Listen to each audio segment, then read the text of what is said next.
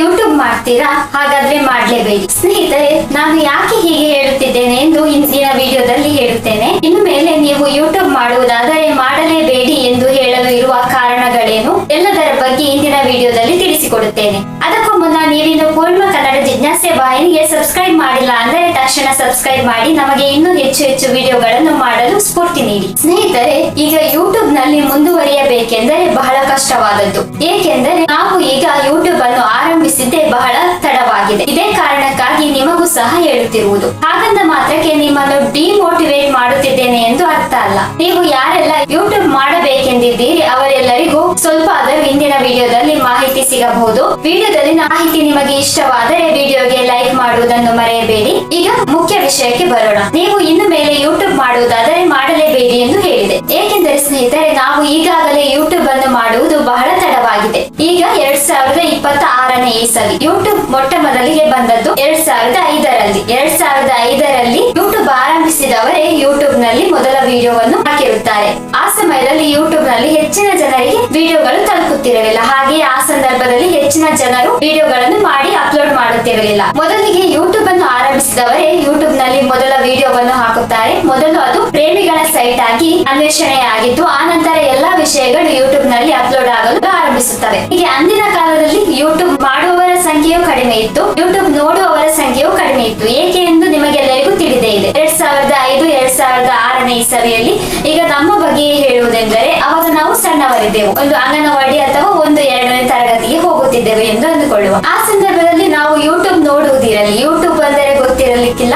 ಇನ್ನು ಹೆಚ್ಚಿನದಾಗಿ ಆ ಸಂದರ್ಭದಲ್ಲಿ ಸ್ಮಾರ್ಟ್ ಫೋನ್ಗಳು ಸಹ ಇರಲಿಲ್ಲ. ಆ ನಂತರ ಹಲವು ದಿನಗಳು, ಹಲವು ವರ್ಷಗಳು ಕಳೆದ ನಂತರ ಎಲ್ಲದರಲ್ಲಿಯೂ ಆಧುನಿಕತೆ ಬಂದಿದೆ. ಹಾಗೆ ಹೆಚ್ಚಿನ ಜನರು ಯೂಟ್ಯೂಬ್ ಅನ್ನು ನೋಡಲು ಆರಂಭಿಸುತ್ತಾರೆ. ಯೂಟ್ಯೂಬ್ ಅನ್ನು ಗೂಗಲ್ ಖರೀದಿಸಿದ ನಂತರ ಯೂಟ್ಯೂಬ್ಗೆ ಮಾನ್ಯತೆಯು ಹೆಚ್ಚು ಸಿಗುತ್ತದೆ. ಆ ನಂತರ ಆಡ್ಸೆನ್ಸ್ ಮೂಲಕ ಯೂಟ್ಯೂಬ್ ನಲ್ಲಿ ಹಣ ಸಂಪಾದಿಸಬೇಕೆಂಬ ವಿಷಯ ತಿಳಿದ ನಂತರ ಎಲ್ಲರೂ ಯೂಟ್ಯೂಬ್ ನಲ್ಲಿ ವಿಡಿಯೋಗಳನ್ನು ಅಪ್ಲೋಡ್ ಮಾಡಲು ಆರಂಭಿಸುತ್ತಾರೆ. ಈಗ ಯೂಟ್ಯೂಬ್ ನಲ್ಲಿ ಎಷ್ಟು ವಿಡಿಯೋಗಳು ಅಪ್ಲೋಡ್ ಆಗುತ್ತವೆ ಎಂದರೆ, ಕೇವಲ ಒಂದು ದಿನದಲ್ಲಿ ಅಪ್ಲೋಡ್ ಆಗುವ ವಿಡಿಯೋಗಳನ್ನು ನಾವು ಜೀವನ ಪೂರ್ತಿ ನೋಡಿದರೂ ನೋಡಲಿಕ್ಕೆ ಸಾಧ್ಯವಿಲ್ಲ. ಯೂಟ್ಯೂಬ್ ನಲ್ಲಿ ಅಪ್ಲೋಡ್ ಆಗುವ ವಿಡಿಯೋಗಳ ಅಂಕಿ ಅಂಶಗಳ ಪ್ರಕಾರ ಹೀಗೆ ಹೇಳಲಾಗುತ್ತದೆ. ಪ್ರತಿ ಸೆಕೆಂಡಿಗೂ ಪ್ರತಿ ನಿಮಿಷಕ್ಕೂ ಯೂಟ್ಯೂಬ್ ನಲ್ಲಿ ವಿಡಿಯೋಗಳು ಅಪ್ಲೋಡ್ ಆಗುತ್ತಲೇ ಇರುತ್ತವೆ. ಈಗ ಪ್ರತಿಯೊಂದು ಮನೆಗಳಲ್ಲಿ ಒಬ್ಬರಾದರೂ ಯೂಟ್ಯೂಬರ್ ಗಳು ಇರುತ್ತಾರೆ. ಒಂದು ಲೆಕ್ಕದಲ್ಲಿ ಯೂಟ್ಯೂಬ್ ಮಾಡುವುದು ಒಂದು ಒಳ್ಳೆಯ ಅಭ್ಯಾಸ ಎಂದೇ ಅನ್ನಬಹುದು.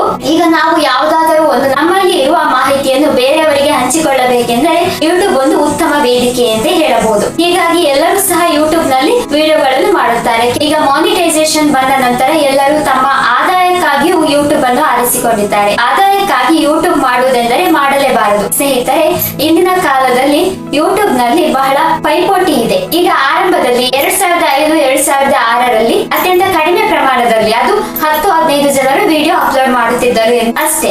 ಆಗ ವಿಡಿಯೋ ಅಪ್ಲೋಡ್ ಮಾಡುವವರ ಸಂಖ್ಯೆಯು ಕಡಿಮೆ ಇತ್ತು. ಹಾಗೆ ಆಧುನಿಕ ಉಪಕರಣಗಳು ಸಹ ಅಂದಿನ ಕಾಲದಲ್ಲಿ ಕಡಿಮೆ ಇತ್ತು. ಇಂದು ಯೂಟ್ಯೂಬ್ ಮಾಡುವವರ ಬಳಿ ಒಳ್ಳೆ ಕ್ವಾಲಿಟಿಯ ಮೈಕ್ಗಳು ಯೂಸ್ ಮಾಡ್ತಾರೆ. ಹಾಗೆ ಇನ್ನು ಕೆಲವರು ಸ್ಟುಡಿಯೋವನ್ನೇ ಇಟ್ಟುಕೊಂಡಿರುತ್ತಾರೆ. ಅದಕ್ಕಾಗಿ ಕ್ಯಾಮರಾ, ಫೋಟೋಗ್ರಾಫರ್, ವಿಡಿಯೋಗ್ರಾಫರ್, ಎಡಿಟರ್ ಎಲ್ಲರನ್ನು ಇಟ್ಟುಕೊಂಡು ಯೂಟ್ಯೂಬ್ ಮಾಡುವವರು ಸಹ ಇರುತ್ತಾರೆ. ಹೀಗಾಗಿ ಅಂತಹವರ ಮುಂದೆ ಕೇವಲ ನಾವೇ ಒಂದು ವಿಡಿಯೋವನ್ನು ಮಾಡಿ ಅದನ್ನು ಎಡಿಟ್ ಮಾಡಿ ಅಪ್ಲೋಡ್ ಮಾಡುತ್ತೇವೆ ಎಂದರೆ ನಮ್ಮ ಬಳಿ ಬಹಳ ತಾಳ್ಮೆ ಇರಬೇಕಾಗುತ್ತದೆ. ಹಾಗೆಯೇ ಸಹನ ಶಕ್ತಿ ಎನ್ನುವಂಥದ್ದು ಇರಬೇಕು.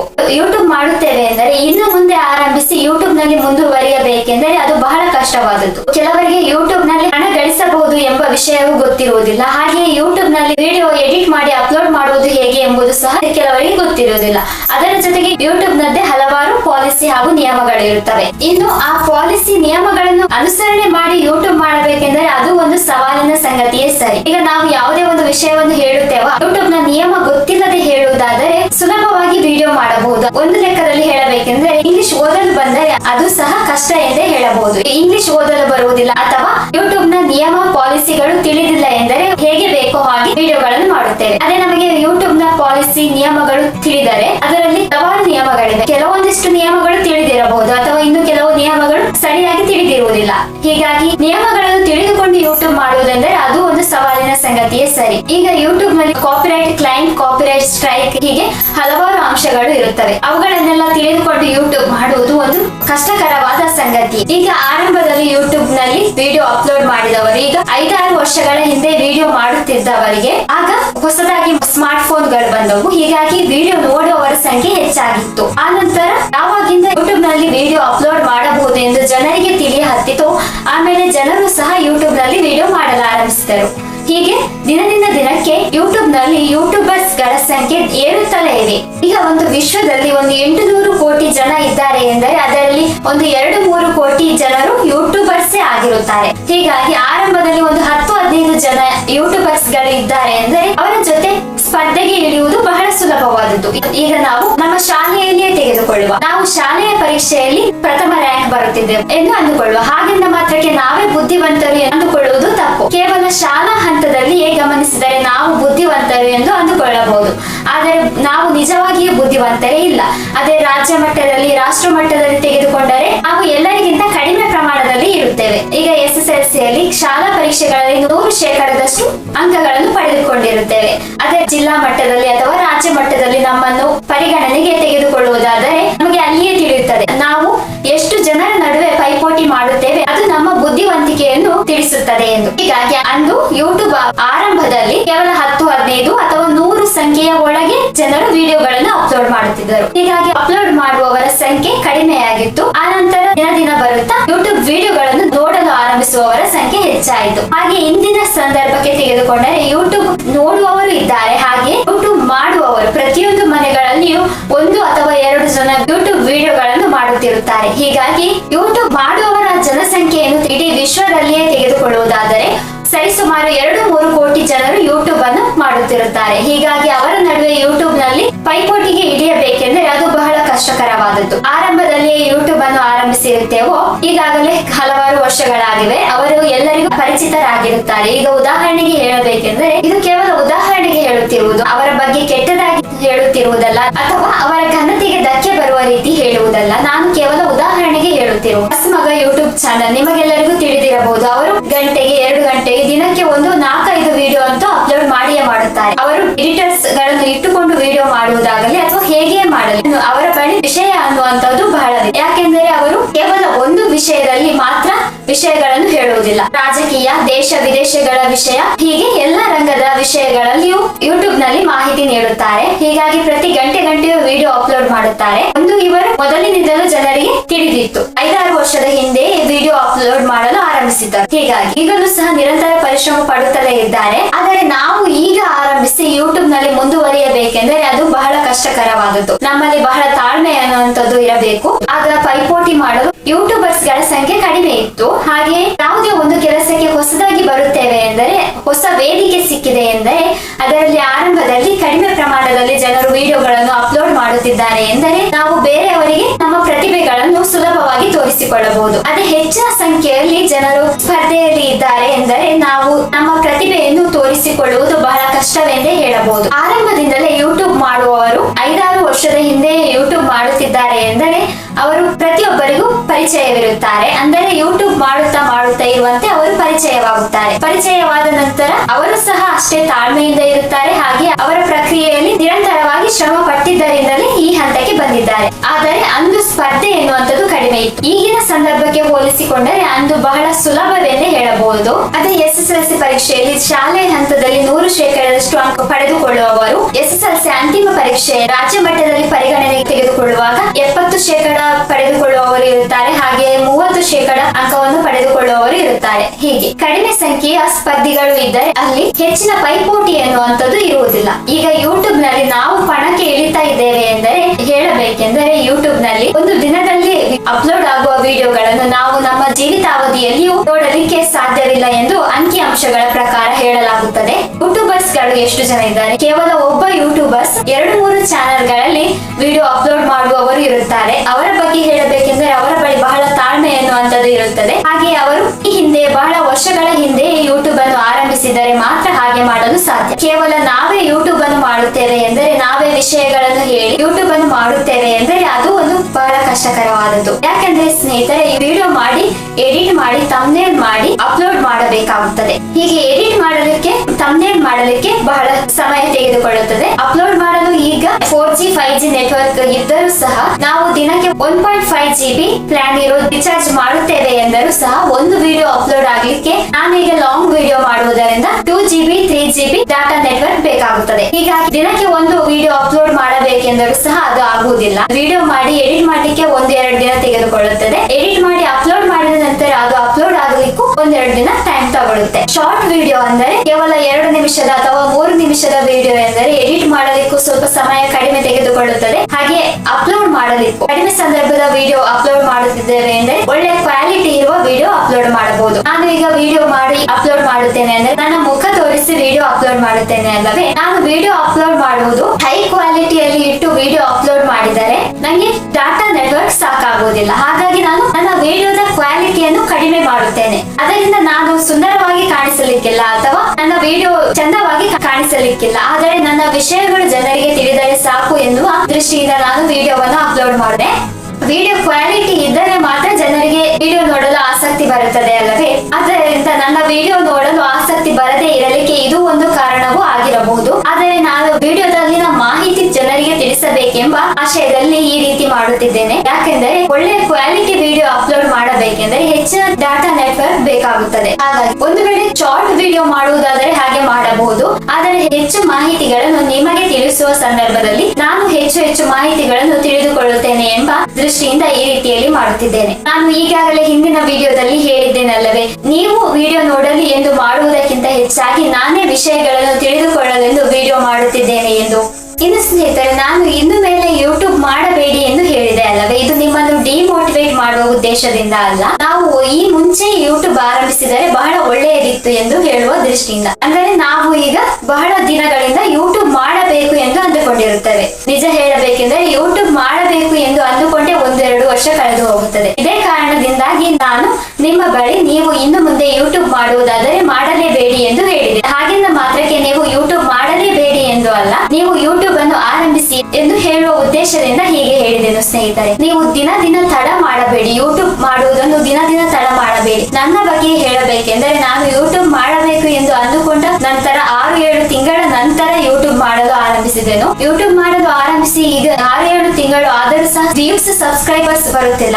ಆದರೂ ಸಹ ಇನ್ನು ಮುಂದೆ ಭವಿಷ್ಯದಲ್ಲಿ ಹೆಚ್ಚಿನ ಸಂಖ್ಯೆಯಲ್ಲಿ ವ್ಯೂವರ್ಸ್ ಹಾಗೂ ಸಬ್ಸ್ಕ್ರೈಬರ್ ಗಳು ಬರಬಹುದು ಎಂಬ ಮನೋಭಾವದಿಂದ ಯೂಟ್ಯೂಬ್ ಅನ್ನು ಮಾಡುತ್ತಿದ್ದೇನೆ. ಇನ್ನು ನಾವು ಮಾಡುವ ಯೂಟ್ಯೂಬ್ ವಿಡಿಯೋಗಳು ಎಲ್ಲರಿಗೂ ಇಷ್ಟವಾಗಬೇಕೆಂದಿಲ್ಲ. ಕೆಲವರಿಗೆ ಇಷ್ಟವಾಗುತ್ತವೆ, ಕೆಲವರಿಗೆ ಇಷ್ಟವಾಗುವುದಿಲ್ಲ. ಮನುಷ್ಯರ ಗುಣವೇ ಅಂತಹ. ಕೆಲವು ವ್ಯಕ್ತಿಗಳಿಗೆ ಕೆಲವು ವ್ಯಕ್ತಿಗಳನ್ನು ಕಂಡರೆ ಆಗುತ್ತದೆ, ಆದರೆ ಇನ್ನು ಕೆಲವು ವ್ಯಕ್ತಿಗಳನ್ನು ಕಂಡರೆ ಆಗುವುದಿಲ್ಲ. ಈಗ ನಾನು ವಿಡಿಯೋ ಮಾಡುತ್ತಿದ್ದೇನೆ ಎಂದರೆ ನಾನು ಎಲ್ಲರಿಗೂ ಇಷ್ಟವಾಗಬೇಕೆಂದಿಲ್ಲ. ಏಕೆಂದರೆ ವ್ಯಕ್ತಿಯ ಮನೋಭಾವವೇ ಅಂತಹದ್ದು. ಕೆಲವರಿಗೆ ಒಬ್ಬ ವ್ಯಕ್ತಿ ಇಷ್ಟವಾಗುತ್ತದೆ, ಆ ವ್ಯಕ್ತಿಯ ಗುಣ ಎನ್ನುವಂಥದ್ದು ಇಷ್ಟವಾಗುತ್ತದೆ, ಮಾತು ಎನ್ನುವಂಥದ್ದು ಇಷ್ಟವಾಗುತ್ತದೆ. ಅದೇ ಇನ್ನು ಕೆಲವರಿಗೆ ತೆಗೆದುಕೊಂಡರೆ ವ್ಯಕ್ತಿ ಇಷ್ಟವಾಗುವುದಿಲ್ಲ, ಅವರ ಮಾತುಗಳು ಇಷ್ಟವಾಗುವುದಿಲ್ಲ, ಹಾಗೆ ಅವರ ವ್ಯಕ್ತಿತ್ವವು ಇಷ್ಟವಾಗುವುದಿಲ್ಲ. ಇದು ಅವರವರ ಭಾವನೆಗೆ ಬಿಟ್ಟಿದ್ದು. ಹೀಗಾಗಿ ನಾವು ಯಾರಿಗೇ ಆಗಲಿ ಇಷ್ಟ ಆಗಿಲ್ಲ ಎಂದು ಇಲ್ಲಿಗೆ ನಿಲ್ಲುವುದು ಸರಿಯಲ್ಲ. ಇನ್ನು ಹೆಚ್ಚಿನ ವಿಡಿಯೋಗಳನ್ನು ಮಾಡಿ ಅಪ್ಲೋಡ್ ಮಾಡುತ್ತಿದ್ದಾರೆ. ಈಗಾಗಲೇ ಇಷ್ಟವಾಗದವರಿಗೆ ಇಷ್ಟವಾಗಿಲ್ಲ ಎಂದರೆ ಪರವಾಗಿಲ್ಲ, ಇನ್ನು ಮುಂದೆ ವಿಡಿಯೋ ನೋಡುವವರಿಗೆ ಇಷ್ಟವಾಗಬಹುದಲ್ಲವೇ. ದಿನದಲ್ಲಿ ಇಷ್ಟೊಂದು ವಿಡಿಯೋಗಳು ಅಪ್ಲೋಡ್ ಆಗುವ ಸಂದರ್ಭದಲ್ಲಿ ಎಲ್ಲರಿಗೂ ನಮ್ಮ ವಿಡಿಯೋಗಳು ಕಾಣಿಸುವುದಿಲ್ಲ. ಭವಿಷ್ಯದಲ್ಲಿ ಯಾರಾದರೂ ನಮ್ಮ ವಿಡಿಯೋಗಳನ್ನು ನೋಡಿದರೆ ಅವರಿಗೆ ಇಷ್ಟವಾಗಬಹುದು. ನಾವು ಯಾವ ರೀತಿಯಲ್ಲಿ ಸುಧಾರಣೆ ಆಗಬೇಕು ಎನ್ನುವುದು ನನಗೆ ಅಂತೂ ತಿಳಿತಾ ಇಲ್ಲ. ಆದ್ದರಿಂದ ಸ್ನೇಹಿತರೆ, ನಿಮ್ಮ ಅಭಿಪ್ರಾಯ ಅನಿಸಿಕೆಗಳನ್ನು ಕಮೆಂಟ್ ಮಾಡಿದರೆ ನಾವು ಯಾವ ರೀತಿಯಲ್ಲಿ ವಿಡಿಯೋಗಳನ್ನು ಮಾಡಬಹುದು ಎಂಬುದು ನಮಗೆ ತಿಳಿಯುತ್ತದೆ. ಇದರಿಂದ ನೀವು ಮಾಡುವ ಪ್ರತಿಯೊಂದು ಕಮೆಂಟ್ ಸಹ ಅಮೂಲ್ಯವಾದದ್ದು. ಅಂದಿನ ಕಾಲದಲ್ಲಿ ಮೊಬೈಲ್ ಸ್ಮಾರ್ಟ್ ಫೋನ್ಗಳ ಸಂಖ್ಯೆಯು ಕಡಿಮೆ ಇತ್ತು. ಕೆಲವರ ಬಳಿ ಮಾತ್ರ ಸ್ಮಾರ್ಟ್ ಫೋನ್ಗಳು ಬರಲು ಆರಂಭಿಸಿದವು. ಆಗ ಯಾರ ಬಳಿ ಎಲ್ಲ ಸ್ಮಾರ್ಟ್ ಫೋನ್ಗಳಿದ್ದವು ಅವರು ಯೂಟ್ಯೂಬ್ ವಿಡಿಯೋಗಳನ್ನು ಮಾಡಲು ಆರಂಭಿಸಿದರು. ಈಗ ಅದಕ್ಕೆ ಎಂದೇ ಯೂಟ್ಯೂಬ್ ಸ್ಟುಡಿಯೋವನ್ನು ಇಟ್ಟುಕೊಂಡಿರುತ್ತಾರೆ. ಹಾಗೆ ಫೋಟೋಗ್ರಫಿ ಹಾಗೂ ವಿಡಿಯೋಗ್ರಫಿಗಾಗಿ ಒಳ್ಳೆ ಕ್ವಾಲಿಟಿಯ ಕ್ಯಾಮೆರಾಗಳನ್ನು ಬಳಸುತ್ತಾರೆ. ಹಾಗೆ ಎಡಿಟರ್ ಗಳನ್ನು ಇಟ್ಟುಕೊಂಡಿರುತ್ತಾರೆ. ಹೀಗೆ ಇಂದು ಸ್ಪರ್ಧೆ ಎನ್ನುವಂಥದ್ದು ಬಹಳ ಹೆಚ್ಚಿದೆ. ಆದ್ದರಿಂದ ನಾವು ಹೆಚ್ಚಿನ ಸ್ಪರ್ಧೆಯನ್ನು ನೀಡಬೇಕಾಗಿದೆ. ಇನ್ನು ಸ್ನೇಹಿತರೆ, ನಮ್ಮಲ್ಲಿ ಸ್ಪರ್ಧಿಸುವ ಗುಣ ಎನ್ನುವಂಥದ್ದು ಇರಬೇಕು. ನಾವು ಯೂಟ್ಯೂಬ್ ನಲ್ಲಿ ವಿಡಿಯೋ ಮಾಡುತ್ತಿದ್ದೇವೆ ಎಂದರೆ ನಾವು ಬೇರೆಯವರೊಂದಿಗೆ ಸ್ಪರ್ಧಿಸುವ ಗುಣವನ್ನು ಹೊಂದಿದ್ದೇವೆ ಎಂದು ಅರ್ಥ. ನಾವು ಸ್ಪರ್ಧೆಗೆ ಇಳಿಯುವುದರಿಂದ ನಮ್ಮಲ್ಲಿ ಸ್ಪರ್ಧಾತ್ಮಕ ಗುಣ ಎನ್ನುವಂಥದ್ದು ಹೆಚ್ಚಾಗುತ್ತದೆ, ನಮ್ಮ ಕೌಶಲ್ಯಗಳು ಹೆಚ್ಚುತ್ತವೆ. ಈಗ ನಾವು ಯೂಟ್ಯೂಬ್ ವಿಡಿಯೋಗಳನ್ನೇ ಮಾಡುತ್ತಿದ್ದೇವೆ ಎಂದರೆ ಜನರು ನಮ್ಮನ್ನು ಇಷ್ಟಪಡುತ್ತಿಲ್ಲ ಎಂದರೆ ನಾವು ಯಾವ ರೀತಿಯಲ್ಲಿ ಜನರಿಗೆ ಮೆಚ್ಚುಗೆ ಆಗುವ ರೀತಿಯಲ್ಲಿ ವಿಡಿಯೋಗಳನ್ನು ಮಾಡಬೇಕೆಂಬುದನ್ನು ಕಲಿತುಕೊಳ್ಳುತ್ತೇವೆ. ಹಾಗೆ ಸ್ನೇಹಿತರೆ, ನಾವು ಜನರಿಗೆ ಬಹು ಬೇಗನೆ ಇಷ್ಟವಾಗದಿರುವುದು ಒಂದು ಒಳ್ಳೆಯದೇ ಎಂದು ಹೇಳಬಹುದು. ಈಗ ನನಗೆ ಕೇವಲ 21 ಸಬ್ಸ್ಕ್ರೈಬರ್ ಬಂದಿದ್ದಾರೆ ಎಂದರೆ ಆ ಸಬ್ಸ್ಕ್ರೈಬರ್ ಬಹಳ ಅಮೂಲ್ಯವಾದವರು. ಕೇವಲ ಅಷ್ಟೇ ಪ್ರಮಾಣದಲ್ಲಿ ಸಬ್ಸ್ಕ್ರೈಬರ್ ಬಂದಿದ್ದಾರೆ ಅಲ್ಲವೇ. ನಾನು ಇನ್ನೂ ಹೆಚ್ಚಿನ ಸಬ್ಸ್ಕ್ರೈಬರ್ ಗಳನ್ನು ಪಡೆಯಬೇಕೆಂಬ ಉದ್ದೇಶದಿಂದ ವಿಡಿಯೋಗಳನ್ನು ಮುಂದುವರಿಸುತ್ತೇನೆ. ಹೀಗಾಗಿ ನಮ್ಮಲ್ಲಿ ಸ್ಪರ್ಧಾತ್ಮಕ ವಿಷಯಗಳು ಇನ್ನೂ ಹೆಚ್ಚುತ್ತವೆ. 2019-2020 ನಂತರ ಯೂಟ್ಯೂಬ್ ನಲ್ಲಿ ಬಹುತೇಕ ಜನರು ವಿಡಿಯೋಗಳನ್ನು ಅಪ್ಲೋಡ್ ಮಾಡಲು ಆರಂಭಿಸುತ್ತಾರೆ. ಒಂದು ದಿನಕ್ಕೆ ಲಕ್ಷಗಟ್ಟಲೆ ವಿಡಿಯೋ ಅಪ್ಲೋಡ್ ಆಗುತ್ತಿರುತ್ತವೆ. ಹೀಗಾಗಿ ಯೂಟ್ಯೂಬರ್ಸ್ ಗಳು ಇನ್ನು ಹೆಚ್ಚಿನ ಪೈಪೋಟಿಯನ್ನು ನೀಡಬೇಕಾಗಿದೆ. ನಾವು ಒಂದು 2015, 16 ಹೀಗೆ 2020 ಒಳಗೆ ವಿಡಿಯೋ ಮಾಡಲು ಆರಂಭಿಸಿದ್ದಾರೆ ನಾವು ಹೆಚ್ಚಿನ ಜನರಿಗೆ ತಲುಪುತ್ತಿದ್ದೆವು, ಹಾಗೆ ಹೆಚ್ಚಿನ ಜನರಿಗೆ ಇಷ್ಟವಾಗುತ್ತಿದ್ದೆವು ಎಂದು ಹೇಳಬಹುದು. ಈಗ ಮೂವಿಯ ವಿಷಯಕ್ಕೆ ಬರುವ ಚಲನಚಿತ್ರ KGF, ಕಾಂತಾರ 1, ಕಾಂತಾರ 2, ದುರಂಧರ್ ಈ ರೀತಿಯ ಮೂವಿಗಳನ್ನು ನೋಡಿದವರು ಆ ರೀತಿಯ ಮೂವಿಗಳನ್ನೇ ನೋಡಬೇಕೆಂದು ಇಷ್ಟಪಡುತ್ತಾರೆ. ಹೀಗಾಗಿ ಈ ಹಿಂದೆ ನೋಡಿದ ಮೂವಿಗಳಲ್ಲಿ ಅವರಿಗೆ ಆಸಕ್ತಿ ಎನ್ನುವಂಥದ್ದು ಕಡಿಮೆ ಆಗುತ್ತದೆ. ಇನ್ನು ಮುಂದೆ ಯಾವ ಚಿತ್ರಗಳನ್ನು ನೋಡಬೇಕೆಂದಿರುತ್ತಾರೆ ಆ ಮೂವಿಗಿಂತ ಅದು ಚೆನ್ನಾಗಿರಬೇಕು ಎಂದು ಅಂದುಕೊಳ್ಳುತ್ತಾರೆ ಅಲ್ಲವೇ? ಹಾಗೆ ಯೂಟ್ಯೂಬ್ ನಲ್ಲಿ ಸಹ ಹಾಗೆ ಬೇರೆ ಯೂಟ್ಯೂಬರ್ಸ್ ಗಳಿಗೆ ಕಂಪೇರ್ ಮಾಡುತ್ತಾರೆ. ಸದ್ಯದ ಪರಿಸ್ಥಿತಿಯಲ್ಲಿ ಯೂಟ್ಯೂಬ್ ಮಾಡಲು ಆರಂಭಿಸಿದ್ದೇವೆ ಎಂದರೆ ಈಗಾಗಲೇ ಜನರು ಬೇರೆಯವರ ವಿಡಿಯೋಗಳನ್ನು ನೋಡಿರುತ್ತಾರೆ. ಹೀಗೆ ಅವರ ವಿಡಿಯೋಗಳನ್ನು ನೋಡಿ ನಮ್ಮ ವಿಡಿಯೋಗಳು ಜನರಿಗೆ ರುಚಿಸುವುದಿಲ್ಲ. ನಾನು ಈಗ ಬೇರೆಯವರ ವಿಡಿಯೋಗಳನ್ನು ನೋಡುತ್ತೇನೆ. ಅಂದ್ರೆ ಈ ಹಿಂದೆ 5-6 ವರ್ಷಗಳ ಹಿಂದೆ ಯೂಟ್ಯೂಬ್ ಮಾಡಿ ಬಹಳ ಫೇಮಸ್ ಆಗಿರ್ತಾರೆ ಅಲ್ವಾ, ಅವರ ವಿಡಿಯೋಗಳು ಹೇಗೂ ಗೊತ್ತೇ ಇದೆ, ಅವರು ಫೇಮಸ್ ಆಗಿದ್ದಾರೆ. ಈಗ ನಾರ್ಮಲ್ ಆಗಿ ವಿಷಯಗಳನ್ನು ಹೇಳುತ್ತಿರುತ್ತಾರೆ ಅಲ್ವಾ, ಡೈಲಿ ಬ್ಲಾಗ್ಸ್ ಅದೆಲ್ಲ ಮಾಡ್ತಾರೆ ಅಲ್ವಾ, ಅವರ ವಿಡಿಯೋಗಳನ್ನು ನೋಡಿ ಇವರಿಗೆ ಇಷ್ಟು ಸಬ್ಸ್ಕ್ರೈಬರ್ ಹೇಗೆ ಬಂದಿದ್ದಾರೆ ಎಂದು ಯೋಚನೆ ಮಾಡುವುದು. ಇನ್ನು ಬದುಕಿನ ಬುತ್ತಿ, ಕಲಾ ಮಾಧ್ಯಮ ಅವರ ವಿಡಿಯೋಗಳನ್ನು ನೋಡಿದರೆ ಅವರ ವಿಡಿಯೋದಲ್ಲಿ ವಿಷಯಗಳು ಇರುತ್ತವೆ, ಹಾಗೆ ಬದುಕಿಗೆ ಬೇಕಾದ ಹಲವಾರು ಮಾಹಿತಿದಾಯಕ ವಿಷಯಗಳು ಇರುತ್ತವೆ. ಅವರಿಗೆ ಸಬ್ಸ್ಕ್ರೈಬರ್ ಗಳು ಬರುತ್ತಾರೆ, ಹಾಗೆ ಅವರು ಅದರಲ್ಲಿ ಶ್ರಮ ಎನ್ನುವಂಥದ್ದು ಪಡುತ್ತಾರೆ.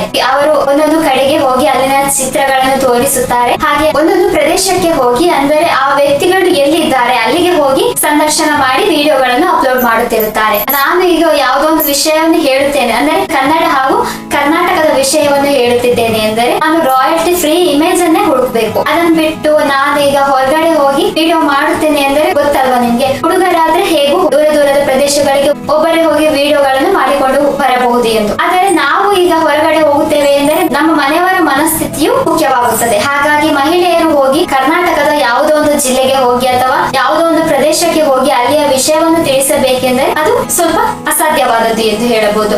ಅಸಾಧ್ಯ ಎಂದರೆ ಅಸಾಧ್ಯವಾದದ್ದೇ ಎಂದು ಅಲ್ಲ, ಸಾಧ್ಯವೂ ಇದೆ, ಆದರೆ ನಮ್ಮ ಮನಸ್ಥಿತಿ ಹಾಗೂ ಮನಸ್ಥಿತಿಗೆ ಬಿಟ್ಟದ್ದು. ಹೀಗಾಗಿ ನಾನು ರಾಯಲ್ಟಿ ಫ್ರೀ ಇರುವ ಇಮೇಜ್ ಅನ್ನು ಹುಡುಕ್ಬೇಕಾಗ್ತದೆ. ಆ ಇಮೇಜ್ ಹುಡುಕ್ಲಿಕ್ಕೆ ತುಂಬಾ ಟೈಮ್ ತಗೊಳುತ್ತೆ. ಯಾಕೆಂದ್ರೆ ನಿಮಗೆ ಗೊತ್ತಲ್ವ ಸ್ನೇಹಿತರೆ, ಯೂಟ್ಯೂಬ್ ಮಾಡುವವರಿಗೆ ಗೊತ್ತಿರುತ್ತದೆ ಕಾಪಿರೈಟ್ ಕ್ಲೈಮ್, ಕಾಪಿರೈಟ್ ಸ್ಟ್ರೈಕ್ ಎನ್ನುವಂಥದ್ದು ಬರುತ್ತದೆ. ಹೀಗಾಗಿ ಬೇರೆಯವರ ಫೋಟೋ ಅಥವಾ ವಿಡಿಯೋಗಳನ್ನು ಹಾಕುತ್ತಿದ್ದೇವೆ ಎಂದರೆ ಅವರ ಅನುಮತಿ ಬೇಕಾಗಿರುತ್ತದೆ. ನಾವು ಡೈರೆಕ್ಟ್ ಆಗಿ ಅವರ ಅನುಮತಿ ತಗೊಳ್ಳಿಕ್ಕೆ ಅವರು ನಮಗೆ ಕಾಂಟ್ಯಾಕ್ಟ್ ಅಲ್ಲಿ ಇರಲ್ಲ ಅಲ್ವಾ. ಈಗ ಗೂಗಲ್ ನಲ್ಲಿ ಯಾವುದೋ ಒಂದು ಫೋಟೋ ಹಾಕಿರುತ್ತಾರೆ, ಆ ಫೋಟೋ ಗೂಗಲ್ ಗೆ ಸಂಬಂಧಿಸುತ್ತದೆ. ಗೂಗಲ್ ಹೇಳುತ್ತದೆ this image subject to copyright ಎಂದು. ಆ ಫೋಟೋವನ್ನು ನಮ್ಮ ವಿಡಿಯೋದಲ್ಲಿ ಆಡ್ ಮಾಡ್ಲಿಕ್ಕೆ ಆಗುದಿಲ್ಲ. ಹೀಗಾಗಿ ರಾಯಲ್ಟಿ ಫ್ರೀ ಇರುವ ಇಮೇಜ್ ಅನ್ನೇ ಹುಡುಕಬೇಕಾಗುತ್ತದೆ. ಕೆಲವೊಂದು ರಾಯಲ್ಟಿ ಫ್ರೀ ಇಮೇಜ್ ಹುಡುಕ್ತೇವೆ, ಮುಖ್ಯ ವಿಷಯವೆಂದೇ ಅಂದುಕೊಂಡು ರಾಯಲ್ಟಿ ಫ್ರೀ ಇಮೇಜ್ ಅನ್ನು ಹುಡುಕ್ತೇವೆ, ಆದರೆ ಮುಖ್ಯವಾಗಿ ಇರುವ ವಿಷಯಗಳೇ ನಮಗೆ ಸಿಗುವುದಿಲ್ಲ. ಜ್ಞಾನಪೀಠ ಪ್ರಶಸ್ತಿ ಪಡೆದುಕೊಂಡವರು ಕವಿಗಳ ಫೋಟೋ ಬೇಕೆಂದ್ರೆ ನಮಗೆ ಗೂಗಲ್ ನಲ್ಲಿ ರಾಯಲ್ಟಿ ಫ್ರೀ ಇಮೇಜ್ ಸಿಗಲ್ಲ. ನಾವು ಈಗ ಅವರ ಬಗ್ಗೆ ಹೇಳುತ್ತೇವೆ ಎಂದರೆ ಅವರ ಫೋಟೋವನ್ನು ಹಾಕ್ಲೇಬೇಕಾಗುತ್ತದೆ. ಅವರ ಫೋಟೋ ಇಲ್ಲದೆ ನಾವು ಹೇಳಲಿಕ್ಕೆ ಆಗುತ್ತಾ ಇಲ್ಲ,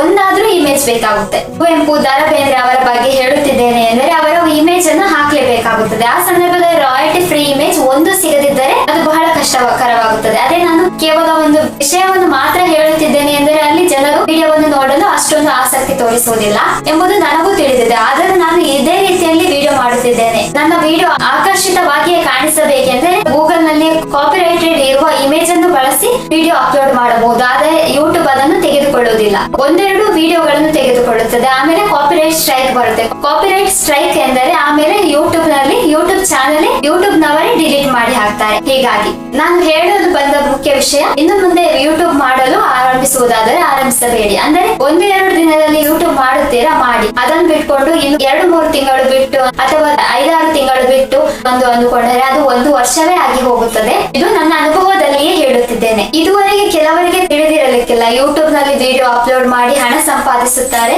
ಅಥವಾ ಯೂಟ್ಯೂಬ್ ನಲ್ಲಿ ವಿಡಿಯೋ ಅಪ್ಲೋಡ್ ಮಾಡಬಹುದು ಎಂದು ಸಹ ಕೆಲವರಿಗೆ ತಿಳಿದಿರುವುದಿಲ್ಲ. ಹಾಗೆ ಯೂಟ್ಯೂಬ್ ನಲ್ಲಿ ಅಪ್ಲೋಡ್ ಮಾಡುವುದು ಹೇಗೆ ಎಂದು ಜನರಿಗೆ ತಿಳಿದಿರುವುದಿಲ್ಲ. ಇನ್ನು ಮುಂದೆ ತಿಳಿದುಕೊಂಡು ನಿಧಾನವಾಗಿ ಯೂಟ್ಯೂಬ್ ಅನ್ನು ಆರಂಭಿಸುತ್ತೇವೆ ಎಂದು ಅಂದುಕೊಳ್ಳಬಾರದು. ಸ್ನೇಹಿತರೆ, ನಾನು ನಿಮಗೆ ಯೂಟ್ಯೂಬ್ ಮಾಡಬೇಡಿ ಅಥವಾ ಯೂಟ್ಯೂಬ್ ಮಾಡಿ ಎಂದು ಹೇಳಲು ನನಗೆ ಅರ್ಹತೆ ಇದೆಯೋ ಗೊತ್ತಿಲ್ಲ. ಯಾಕೆಂದ್ರೆ ಸ್ನೇಹಿತರೆ, ನಾನು ಈಗ ಆರಂಭಿಸಿ 7-8 ತಿಂಗಳಾಗಿದೆ. ಈಗ ಜನರು ಕಮೆಂಟ್ ಮಾಡುತ್ತಾರೆ, ಕಮೆಂಟ್ ಮಾಡಿಲ್ಲ ಅಂದರು ಅವರು ಮನಸ್ಸನ್ನು ಎಳೆದುಕೊಳ್ತಾರೆ. ಇವಳ ಹತ್ರನೇ ಕೇವಲ 21 ಸಬ್ಸ್ಕ್ರೈಬರ್ ಇದ್ದಾರೆ, ಇವಳೆ ಅಂತ ಹೇಳಲಿಕ್ಕೆ ಬಂದಿದ್ದಾಳೆ ಅಂತ. ಹಾಗಿಂದ ಮಾತ್ರಕ್ಕೆ ಜನರ ಮನಸ್ಥಿತಿಗೆ ತಕ್ಕ ಹಾಗೆ ನಾನು ಇಲ್ಲಿ ಮಾತನಾಡಲಿಕ್ಕೆ ಆಗಲ್ಲ. ನನ್ನ ಮನಸ್ಥಿತಿಗೆ, ನನ್ನ ಮನಸ್ಸಿಗೆ ಯಾವ ರೀತಿಯಲ್ಲಿ ತಿಳಿದಿದೆ ಆ ರೀತಿಯಲ್ಲಿ ಹೇಳಲಿಕ್ಕೆ ಬಂದಿದ್ದೇನೆ ಸ್ನೇಹಿತರೆ. ಹೀಗಾಗಿ ಸ್ನೇಹಿತರೆ, ಯಾರೆಲ್ಲ ಯೂಟ್ಯೂಬ್ ಮಾಡಬೇಕೆಂದು ಅಂದುಕೊಂಡಿದ್ದೀರೋ ಬಹುಬೇಗನೆ ಆರಂಭಿಸಿ. ಇನ್ನು ಯೂಟ್ಯೂಬ್ ನಲ್ಲಿ ನಿರಂತರವಾಗಿ ವಿಡಿಯೋ ಅಪ್ಲೋಡ್ ಮಾಡಲೇಬೇಕಾಗಿರುತ್ತದೆ. ಆದರೆ ಕೆಲವೊಂದು ಅಡ್ಡಿ ಆತಂಕಗಳು ಬರುತ್ತವೆ. ವಿಡಿಯೋ ಅಪ್ಲೋಡ್ ಮಾಡಲು ಈಗಾಗಲೇ ಹೇಳಿದೆ, ಎಡಿಟ್ ಮಾಡಿ ವಿಡಿಯೋ ಅಪ್ಲೋಡ್ ಮಾಡ್ಲಿಕ್ಕೆ 1-2-3 ದಿನ ಅಂತೂ ತಗೊಳುತ್ತೆ. ಹೀಗಾಗಿ ದಿನಕ್ಕೆ ಒಂದು ವಿಡಿಯೋ ಅಪ್ಲೋಡ್ ಮಾಡಲಿಕ್ಕೆ ಆಗುವುದಿಲ್ಲ.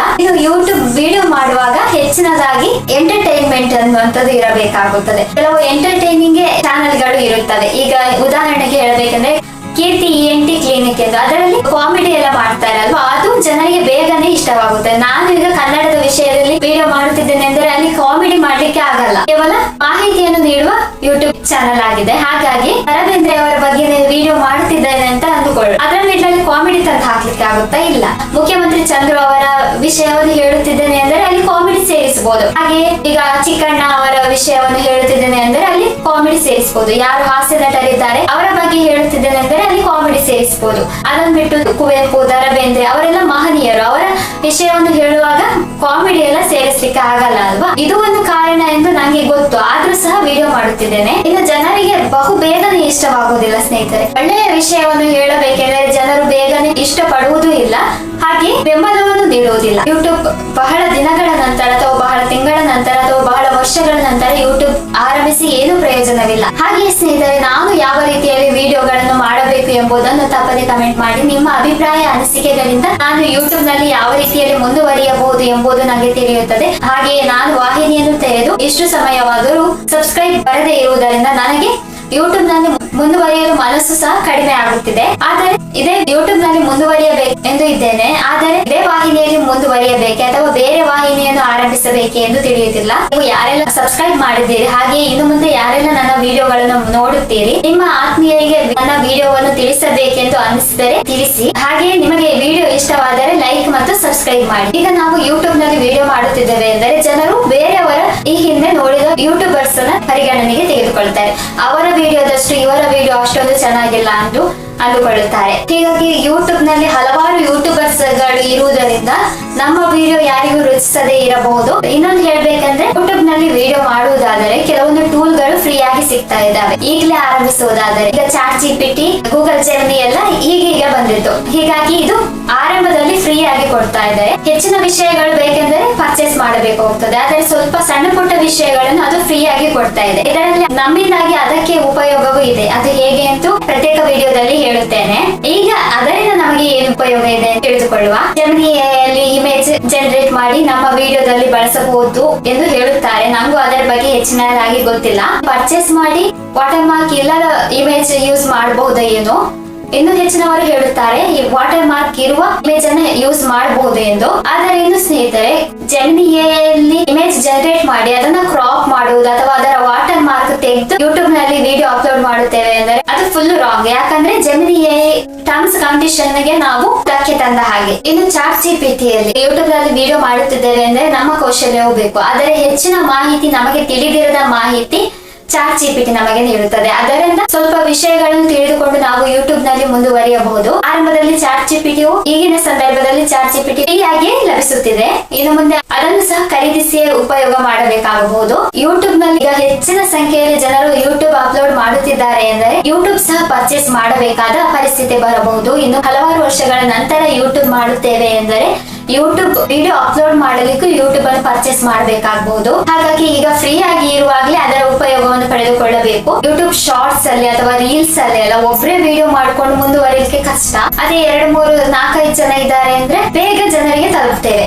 ಅಂದ್ರೆ ರೀಲ್ಸ್ ಶಾರ್ಟ್ಸ್ ಅಲ್ಲೆಲ್ಲ ಅಪ್ಲೋಡ್ ಮಾಡ್ತಾರಲ್ವಾ, ಅದ್ರಲ್ಲಿ 4-5 ಜನ ಇದ್ರೆ ಬೇಗ ಜನರು ಇಷ್ಟಪಡ್ತಾರೆ. ಇನ್ನು ಯೂಟ್ಯೂಬ್ ಶಾರ್ಟ್ಸ್ ನಲ್ಲಿ ಹೇಳುವುದಾದರೆ, ಯೂಟ್ಯೂಬ್ ಶಾರ್ಟ್ಸ್ ಆರಂಭವಾದ ಸಂದರ್ಭದಲ್ಲಿ ಈಗ ಯೂಟ್ಯೂಬ್ ಶಾರ್ಟ್ಸ್ ನಲ್ಲಿ ಅತ್ಯಂತ ಹೆಚ್ಚಿನ ಸಬ್ಸ್ಕ್ರೈಬರ್ ಅನ್ನು ಹೊಂದಿರುವ KL ಬಿಜು ರಿತ್ವಿಕ್ ಚಾನಲ್ ನಿಮಗೆಲ್ಲರಿಗೂ ತಿಳಿದೇ ಇರುತ್ತದೆ. ಯೂಟ್ಯೂಬ್ ಶಾರ್ಟ್ಸ್ ಅಲ್ಲಿ ಅವರ ಶಾರ್ಟ್ಸ್ ಗಳನ್ನು ನೀವು ನೋಡಿಯೇ ಇರುತ್ತೀರಿ. ಹೀಗೆ ಅವರು ಆರಂಭದಲ್ಲಿಯೇ ವಿಡಿಯೋ ಅಪ್ಲೋಡ್ ಮಾಡಲು ಆರಂಭಿಸಿದ್ದರು. ಆ ಸಂದರ್ಭದಲ್ಲಿ ವಿಡಿಯೋ ಅಪ್ಲೋಡ್ ಮಾಡಲು ಆರಂಭಿಸಿದ್ದರಿಂದ ಅವರು ಈಗ ಇಷ್ಟು ಯಶಸ್ಸನ್ನು ಕಂಡಿದ್ದಾರೆ. ಅದೇ ಒಂದು ವೇಳೆ ಈಗ ಅಂದ್ರೆ 2019-20 ಆರಂಭಿಸಿದರು, ಈಗ 5-6 ವರ್ಷಗಳ ಆಗಿವೆ. ಈಗ ಅವರು 80 ಮಿಲಿಯನ್ಗೂ ಹೆಚ್ಚು ಸಬ್ಸ್ಕ್ರೈಬರ್ ಅನ್ನು ಹೊಂದಿ ಭಾರತದಲ್ಲಿ ಏಕೈಕ ರೂಬಿ ಬಟನ್ ಅನ್ನು ಹೊಂದಿದ್ದಾರೆ. Ruby button YouTube play button ಅದು. ಹೀಗೆ ಭಾರತದಲ್ಲಿ ಏಕೈಕವಾಗಿ ರೂಬಿ ಬಟನ್ ಹೊಂದಿರುವವರು KL ಬ್ರೋ BJ ರಿತ್ವಿಕ್ ಅವರು. ಅದೇ ಅವರು ಒಂದು ವೇಳೆ ಈಗ 2026ರಲ್ಲಿ ಯೂಟ್ಯೂಬ್ ಅನ್ನು ಆರಂಭಿಸಿ 2031ರಲ್ಲಿ ಇಷ್ಟೊಂದು ಸಬ್ಸ್ಕ್ರೈಬರ್ ಅನ್ನು ಪಡೆದುಕೊಳ್ಳುತ್ತಿರಲಿಲ್ಲ. ಯಾಕೆಂದ್ರೆ ಸ್ನೇಹಿತರೆ, ಅದು ಯೂಟ್ಯೂಬ್ ಶಾರ್ಟ್ಸ್ ಆರಂಭದಲ್ಲಿಯೇ ಅವರು ಶಾರ್ಟ್ಸ್ ಅನ್ನು ಅಪ್ಲೋಡ್ ಮಾಡಲು ಆರಂಭಿಸಿದ್ದರು. ಹೀಗಾಗಿ ಸ್ನೇಹಿತರೆ, ಅಂದು ಪೈಪೋಟಿ ಎನ್ನುವಂಥದ್ದು ಕಡಿಮೆ ಇತ್ತು, ಸ್ಪರ್ಧೆ ಎನ್ನುವಂಥದ್ದು ಕಡಿಮೆ ಇತ್ತು. ಅದೇ ರೀತಿಯಲ್ಲಿ ಅವರ ರೀತಿಯಲ್ಲಿಯೇ ವಿಡಿಯೋ ಮಾಡಿದರೂ ಸಹ ಒಂದು ವೇಳೆ ಅವರೇ ವಿಡಿಯೋ ಮಾಡಿದ್ದಾರೆ, ಈಗ ಅವರು ಫೇಮಸ್ ಆಗಿದ್ದಾರೆ, ಇನ್ನೊಂದು 2-3 ಚಾನಲ್ ತೆಗೆದ್ರು ಅವರು ಗ್ರೋ ಆಗ್ತಾರೆ. ಆದ್ರೆ ಇದುವರೆಗೆ ಅವರು ಯಾರಿಗೂ ತಿಳಿದಿಲ್ಲ, ಅಂದ್ರೆ ಅಂದುಕೊಳ್ಳುವ ಇದುವರೆಗೆ ಅವರು ಯಾರಿಗೂ ತಿಳಿದಿಲ್ಲ. ಈಗ ಅವರು ಯೂಟ್ಯೂಬ್ ನಲ್ಲಿ ಶಾರ್ಟ್ಸ್ ಅಪ್ಲೋಡ್ ಮಾಡಲು ಆರಂಭಿಸುತ್ತಾರೆ ಎಂದು. ಈಗ ಆರಂಭಿಸಿ ಇನ್ನು 5-6 ವರ್ಷದ ನಂತರ ಅವರು 80 ಮಿಲಿಯನ್ ಸಬ್ಸ್ಕ್ರೈಬರ್ ಪಡೆಯುವುದು ಬಹಳ ಕಷ್ಟ. ಅದೇ ಆಗ ಆರಂಭಿಸಿದ್ದಾರೆ. ಹಾಗಾಗಿ ಅವರು ಈಗ ರೂಬಿ ಪ್ಲೇ ಬಟನ್ ಅನ್ನು ಹೊಂದಿದ್ದಾರೆ. ಅದೇ ಒಂದು ವೇಳೆ ಈಗ ಆರಂಭಿಸಿ ಇನ್ನೊಂದು 5-6 ವರ್ಷದಲ್ಲಿ ಸಕ್ಸಸ್ ಆಗಲಿಕ್ಕೆ ಸಾಧ್ಯವಾಗುತ್ತಿರಲಿಲ್ಲ. ಅದಕ್ಕಾಗಿ ಹೇಳಿದ್ದು ಈಗ ಪೈಪೋಟಿ ಅನ್ನುವಂಥದ್ದು ಎಷ್ಟು ಇದೆ. ಯೂಟ್ಯೂಬ್ ಆರಂಭದಲ್ಲಿ ವಿಡಿಯೋ ಅಪ್ಲೋಡ್ ಮಾಡಲು ಆರಂಭಿಸಿದವರು ಈಗಾಗಲೇ ಸಕ್ಸೀಡ್ ಆಗಿದ್ದಾರೆ. ಅದೇ ಯೂಟ್ಯೂಬ್ ಶಾರ್ಟ್ಸ್ ಆರಂಭದ ಸಂದರ್ಭದಲ್ಲಿ ಇವರು ಯೂಟ್ಯೂಬ್ ನಲ್ಲಿ ಶಾರ್ಟ್ಸ್ ಅಪ್ಲೋಡ್ ಮಾಡಲು ಆರಂಭಿಸಿದರು. ಅವರ ವಿಡಿಯೋಗಳು ಯಾವುದೇ ರೀತಿಯ ಮಾತುಗಳು ಇಲ್ಲದಿದ್ದರೂ ಕೇವಲ ಮೂಕ ಅಭಿನಯದ ಮೂಲಕ ಶಾರ್ಟ್ಸ್ ಗಳು ಇದ್ದರೂ ಸಹ ಅದರಲ್ಲಿ ಮಾಹಿತಿ ಅನ್ನುವಂಥದ್ದು ಸಿಗುತ್ತದೆ. ನಾನು ಉದಾಹರಣೆಗೆ ಹೇಳಿದ್ದು, ಅಂದರೆ ಆರಂಭದಲ್ಲಿ ಆರಂಭಿಸಿದರೆ ಅವರಿಗೆ ಪೈಪೋಟಿ ಅನ್ನುವಂಥದ್ದು ಕಡಿಮೆ ಇತ್ತು. ಅವರು ಮಾಡಿದ ರೀತಿಯಲ್ಲಿ ಈಗ ಹಲವಾರು ಜನರು ಮಾಡಬೇಕೆಂದು ಯೂಟ್ಯೂಬ್ ನಲ್ಲಿ ಬಂದಿರಬಹುದು, ಆದರೆ ಅವರೇ ಆರಂಭದವರು. ಹೀಗಾಗಿ ಅವರು ಯಶಸ್ಸಾಗಿದ್ದಾರೆ. ಅದೇ ಒಂದು ವೇಳೆ ಈಗ ಅವರು ಯಾರಿಗೂ ತಿಳಿಯದೆ ಪರಿಚಯವಿಲ್ಲದೆ ಯೂಟ್ಯೂಬ್ ಶಾರ್ಟ್ಸ್ ಈಗ ಆರಂಭಿಸಿ 5-6 ವರ್ಷದಲ್ಲಿ ಅಷ್ಟೊಂದು ಯಶಸ್ಸನ್ನು ಕಾಣಲು ಸಾಧ್ಯವಾಗುತ್ತಿರಲಿಲ್ಲ. ಇನ್ನು ಸ್ನೇಹಿತರೆ, ಸಬ್ಸ್ಕ್ರೈಬರ್ ಇರುವವರಿಗೆ ಸಬ್ಸ್ಕ್ರೈಬರ್ ಆಗುತ್ತಾರೆ, ಇನ್ನು ಕೆಲವರು ಸಬ್ಸ್ಕ್ರೈಬರ್ ಮಾಡುವವರು ಇರುತ್ತಾರೆ. ಅಂದ್ರೆ ನಂಗೆ ಈಗ 21 ಜನ ಸಬ್ಸ್ಕ್ರೈಬರ್ ಇದ್ದಾರೆ ಅಂದರೆ 21 ಜನ ಇದ್ದಾರೆ ಅಂದರೆ ಇನ್ನು ಹೆಚ್ಚಿನವರು ವಿಡಿಯೋ ನೋಡಿದವರು ಸಬ್ಸ್ಕ್ರೈಬರ್ ಆಗುವುದಿಲ್ಲ. ಅದೇ 5-6 ಲಕ್ಷ ಜನ ಸಬ್ಸ್ಕ್ರೈಬರ್ ಇದ್ದಾರೆ, ಅವರಿಗೆ ಒಂದು ಎಕ್ಸ್ಟ್ರಾ ಸಬ್ಸ್ಕ್ರೈಬರ್ ಬೇಕಾದ್ರೆ ಸಿಗ್ತಾರೆ. ಅಂದ್ರೆ ವಿಡಿಯೋ ನೋಡುವವರು ಸಬ್ಸ್ಕ್ರೈಬರ್ ನೋಡಿ ಸಬ್ಸ್ಕ್ರೈಬ್ ಮಾಡುವವರು ಇರುತ್ತಾರೆ. ಸ್ನೇಹಿತರೆ, 5-6 ಲಕ್ಷ ಜನ ಇರುವವರಿಗೂ ಅವರ ವಿಡಿಯೋದಲ್ಲಿ ವಿಷಯ ಇದೆ ಎಂದರೆ ಸಬ್ಸ್ಕ್ರೈಬ್ ಮಾಡಿ. ಹಾಗೆಂದ ಮಾತ್ರಕ್ಕೆ 21 ಅಥವಾ 4-5 ಜನ ಸಬ್ಸ್ಕ್ರೈಬರ್ ಇದ್ದಾರೆ, ಅವರಿಗೆ ನಾವು ಯಾಕೆ ಸಬ್ಸ್ಕ್ರೈಬ್ ಮಾಡಬೇಕು ಎಂದು ಅನ್ಕೊಳ್ಬೇಡಿ. ನಿಜವಾಗ್ಲೂ ಯಾರ ವಿಡಿಯೋದಲ್ಲಿ ವಿಷಯವಿರುತ್ತದೆ ಅವರಿಗೆ ಸಬ್ಸ್ಕ್ರೈಬ್ ಮಾಡಿ. ಹಾಗೆ ಕಡಿಮೆ ಸಬ್ಸ್ಕ್ರೈಬರ್ ಇರುವವರಿಗೂ ಇನ್ನೂ ಹೆಚ್ಚಿನದಾಗಿ ಅವರು ಯೂಟ್ಯೂಬ್ ನಲ್ಲಿ ಮುಂದುವರಿಯಲು ಪ್ರೋತ್ಸಾಹ ನೀಡಿ. ಹಾಗೆ ಸ್ನೇಹಿತರೆ, ನಿಮಗೆ ಯೂಟ್ಯೂಬ್ ನಲ್ಲಿ ಕಮೆಂಟ್ ಮಾಡ್ಲಿಕ್ಕೆ ಬರ್ತದೆ ಅಂದ್ರೆ ಕಮೆಂಟ್ ಮಾಡಿ. ನಿಮ್ಮ ಅಭಿಪ್ರಾಯ ಅನಿಸಿಕೆಗಳನ್ನು ಕಮೆಂಟ್ ಮಾಡಿ. ನಿಮ್ಮ ಅಭಿಪ್ರಾಯ ಅನಿಸಿಕೆಗಳಿಂದಲೂ ನಮಗೆ ಉಪಯುಕ್ತವಾಗುತ್ತದೆ.